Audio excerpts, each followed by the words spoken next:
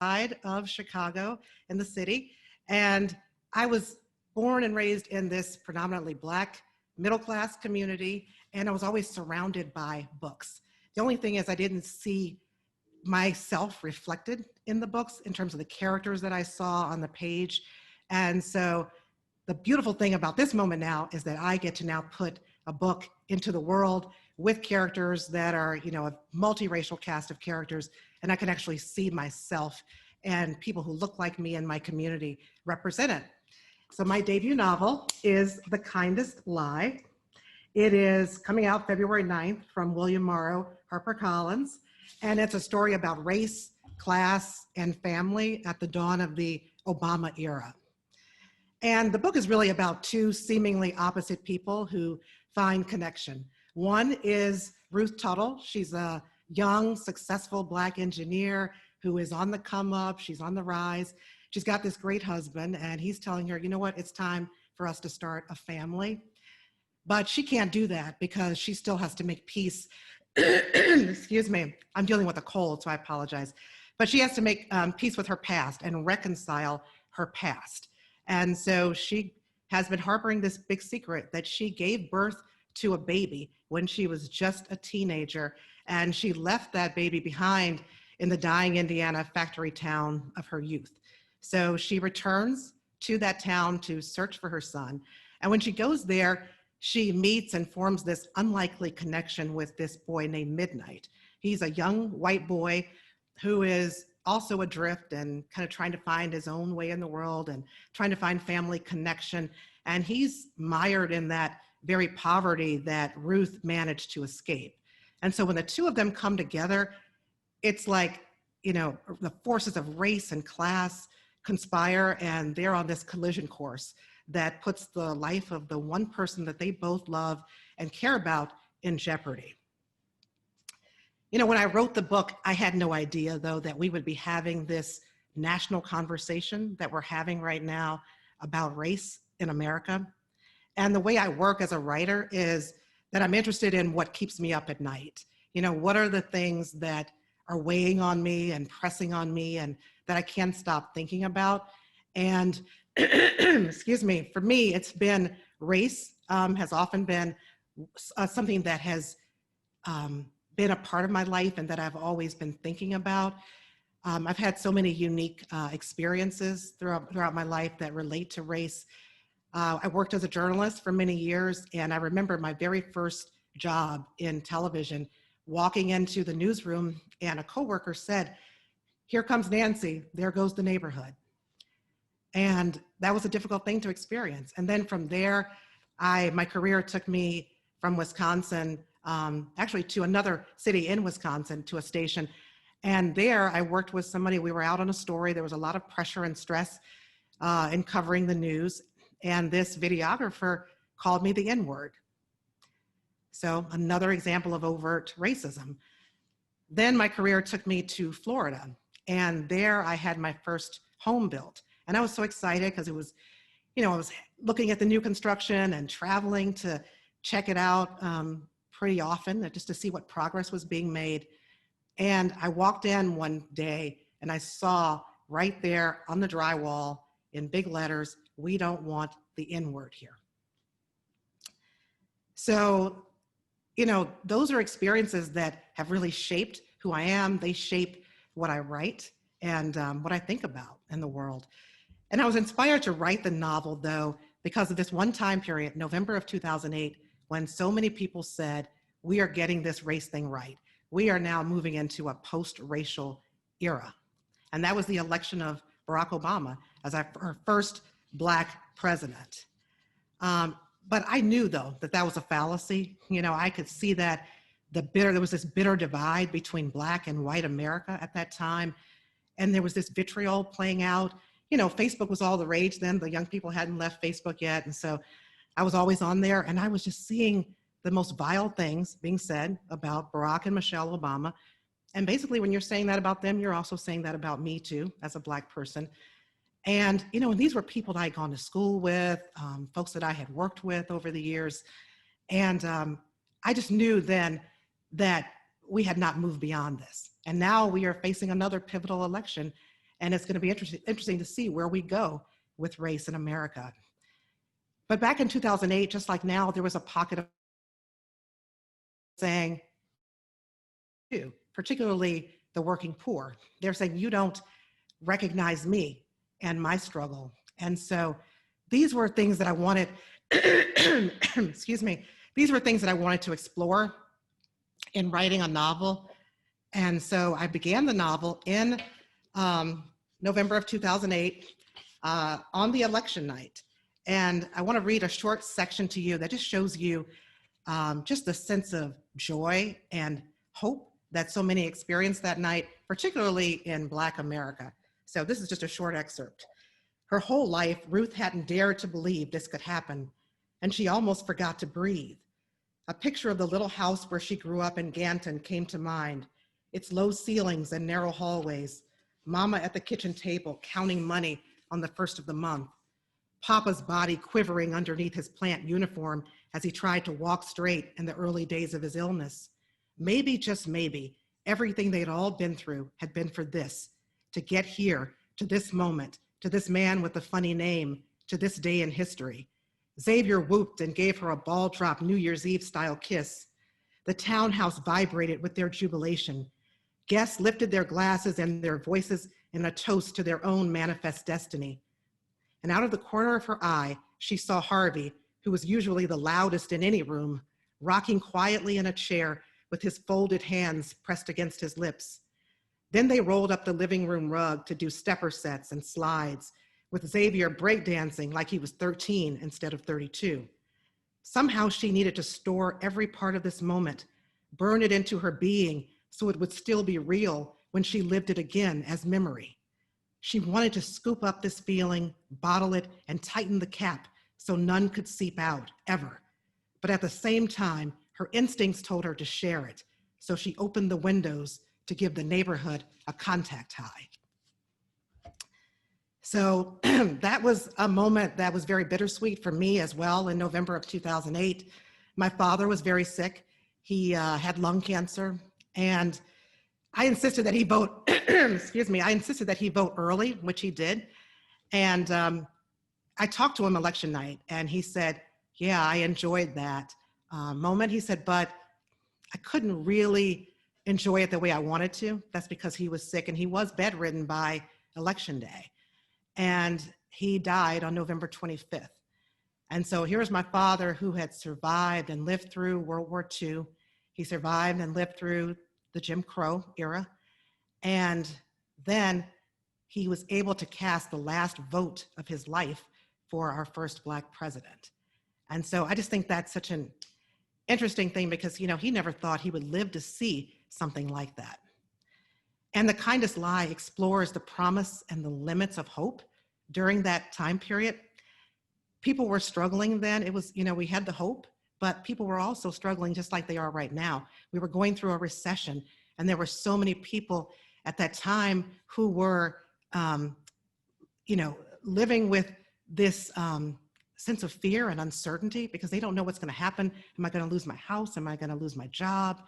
And in The Kindest Lie, I have these characters whose families are working at the auto plant in that small town in Indiana called Ganton. And that auto plant is the beating heart, or was the beating heart of that town. Ruth's brother, Eli, worked at that plant, and he lost his job. Midnight's father, Butch, had been working for years at that plant too, and he lost his job.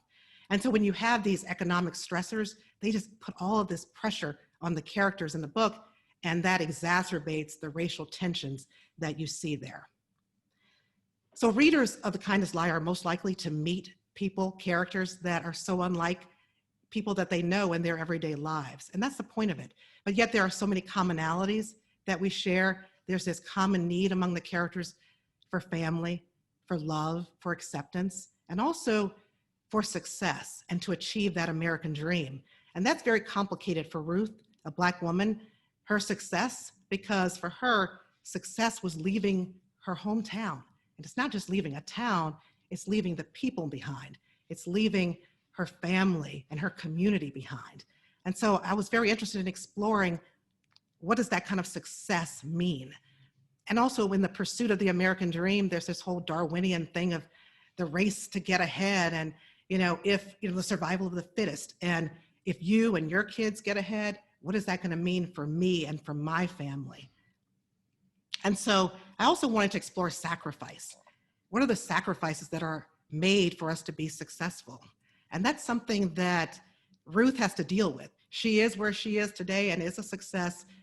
Partly, her family will tell her, her grandmother and her brother will tell her, because of the sacrifices that they made for her to have this life. And that's why they don't want her to come back to this dying factory town. They want her to go on with her life and not look back and worry about the kid that she left behind. And so I want readers to think about, how much are we tethered to our past? What are the sacrifices that we've made, and what are the sacrifices that others have made for us? And how do those sacrifices impact the choices that we make in our lives? Now, for the Black characters in this book, no matter their socioeconomic background, they're also facing the threat of police violence. And obviously that's an issue that we're all facing right now, and it's very timely for us this year with everything that we've seen on the news.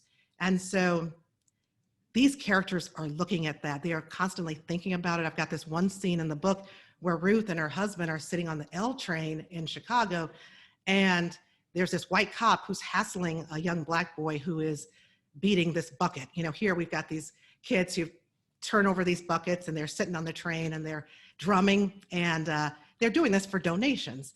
And this white cop is trying to get this kid off the train, and Ruth and her husband have no idea what's going to happen. Nothing really bad has happened yet, but they are sitting there rigid with fear over what could happen. And that's the thing, that when you're Black in America, you're constantly dealing with this, the fear, that pervasive fear of not knowing what may be coming next. And that's what these characters are dealing with, and the children too. And I've got Black parents in The Kindest Lie who are having the talk with their children.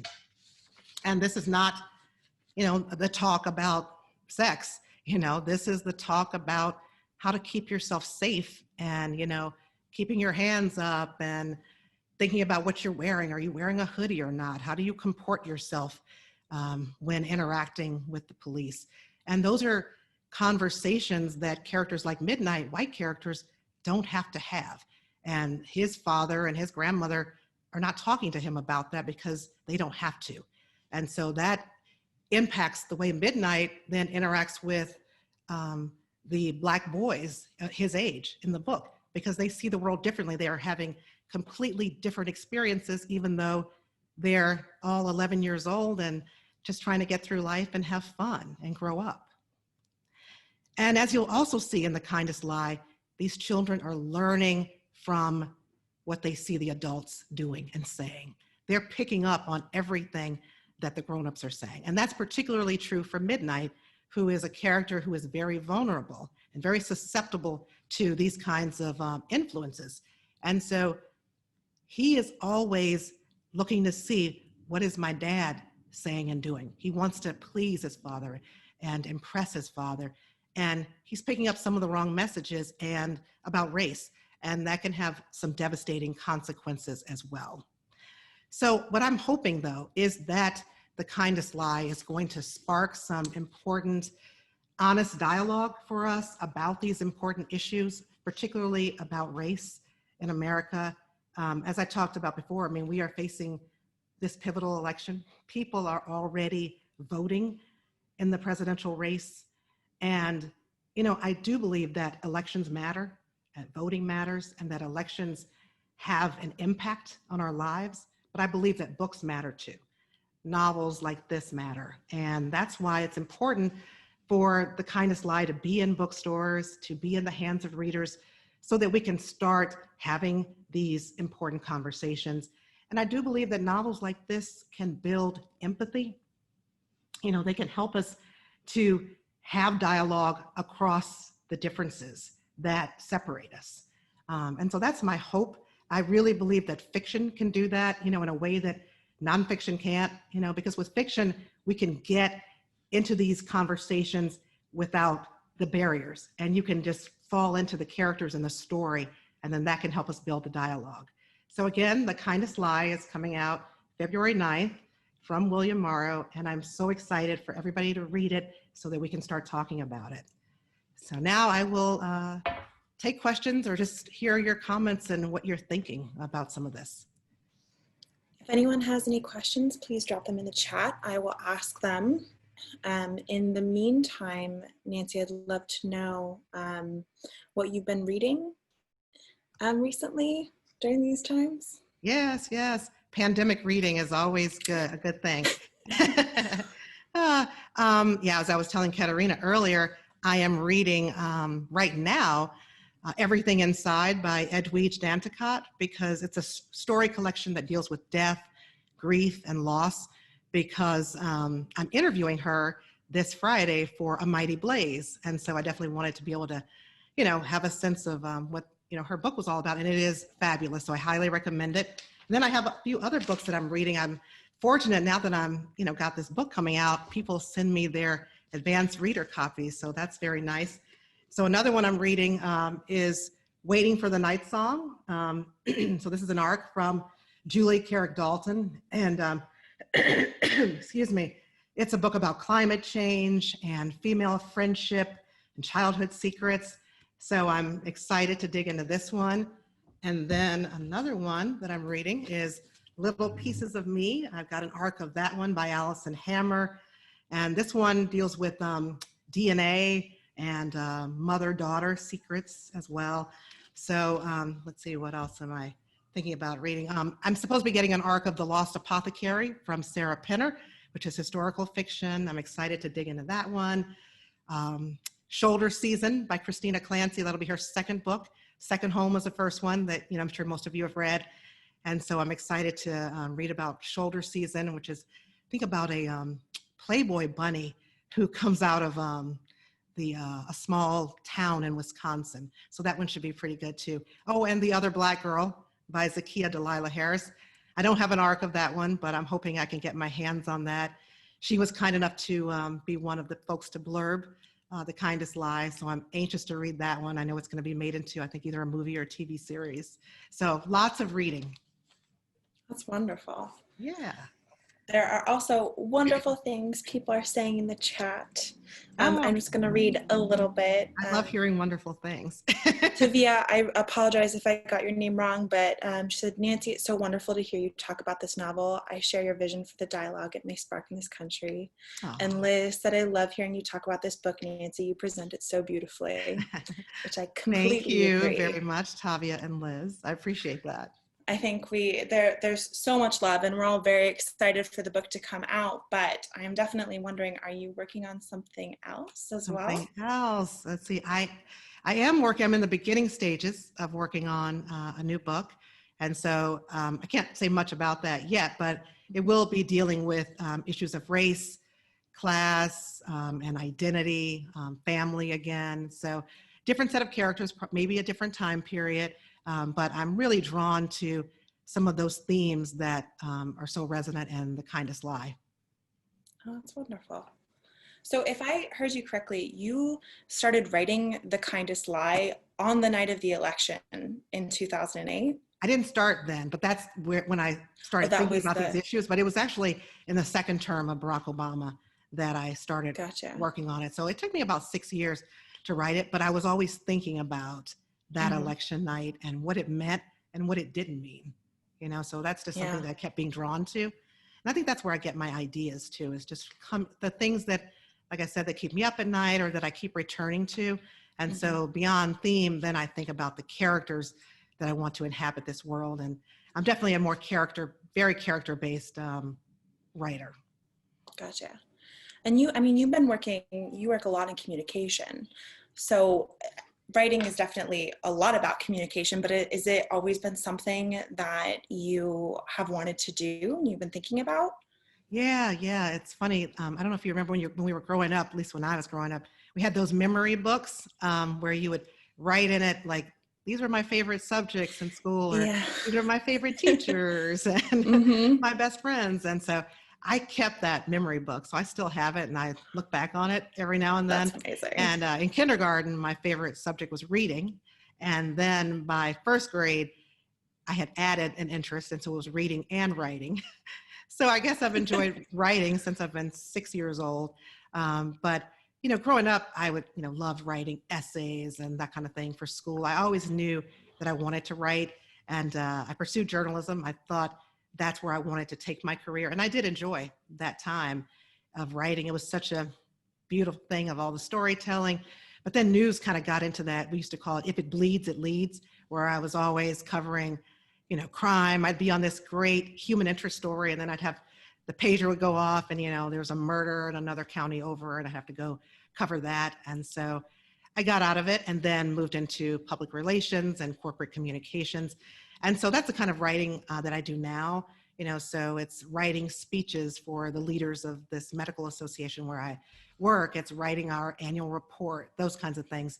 But it's the fiction that really is what draws me the most, because in the other arenas, I'm telling other people's stories and they're kind of dictated to me. But here it's about my imagination and about what's interesting to me. And I get to build the world, put the characters in the world, and tell the story. And so that's something that I've been wanting to do for a really long time. And I'm glad that I have the privilege to be able to do it now. Wonderful. Yeah. Have you found it harder to write and read during COVID? I have. It's been really hard to write and read during the pandemic. And you would think it would be, because before I was, working, and I'm still working, but I was working at the office, and I had like a 3-hour commute and an hour and a half each way. And so I would think, oh my God, I'm going to be working from home. I'm going to have all this extra time to read and write. But the pandemic has just got me stressed out. I have an elderly mother. And so I spent a lot of time, with her, trying to keep her safe and healthy during the pandemic. And it's just the uncertainty of not knowing what's coming that presents the angst. And then this year, with all of the racial unrest, that has been really difficult for me as well, and has, kind of kept me up. And, it's hard to focus with that, with this election coming, not knowing what's happening next.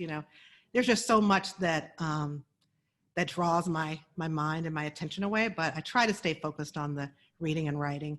And I do have some, in terms of writing starting a new book, I now have just gotten with accountability partners, other writers who, and we call each other every Sunday afternoon and say, what did you do this week? How did you do on meeting your goals? And so that's helpful as well.